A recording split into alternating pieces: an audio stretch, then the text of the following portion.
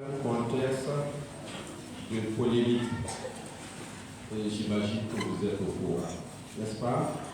De quoi s'agit-il? Polémique sur le problème de l'homosexualité, des termes étranges dans nos contrées, n'est-ce pas?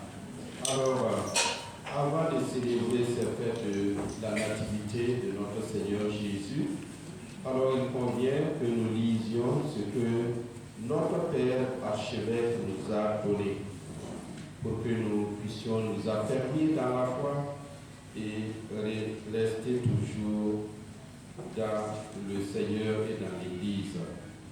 Alors je m'en vais lire le texte.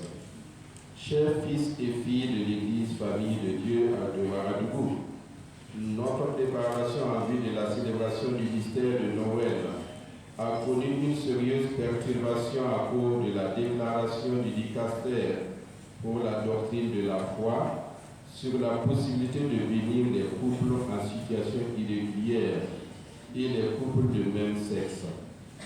Cette déclaration a jeté le trouble dans l'esprit de plusieurs chrétiens et ils sont nombreux à se poser des questions sur les fondements de la foi chrétienne qui était jusque-là la boussole et la référence de leur vie et de leur agir. Les évêques de la conférence épiscopale du Burkina et du Niger ont déjà pris position en vous invitant au calme et à rester ferme dans la foi. En effet, la doctrine de l'Église ne change pas et l'Église n'approuve pas les unions irrégulières ou entre des personnes de même sexe. En attendant que les évêques de la conférence épiscopale Burkina-Niger nous proposent prochainement une déclaration circonstanciée sur la question, nous sommes vivement invités à nous centrer sur le mystère que nous célébrons à Noël.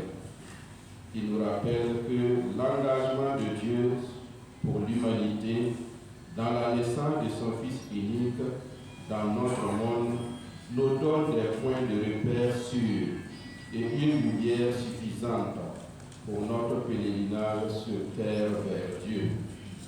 Ainsi donc, chers frères et sœurs, au regard de toutes ces lumières qui se dégagent du mystère de Noël, ne nous laissons pas troubler et perturber dans la paix du Fils de Dieu qui vient dans notre monde pour nous sauver.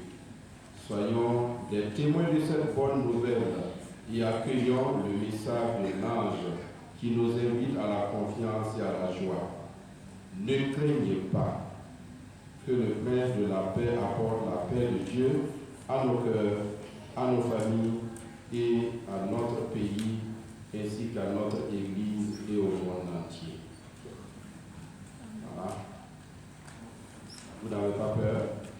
Non. Alors, si vous n'avez pas peur, comme moi, on va demander pardon à Dieu.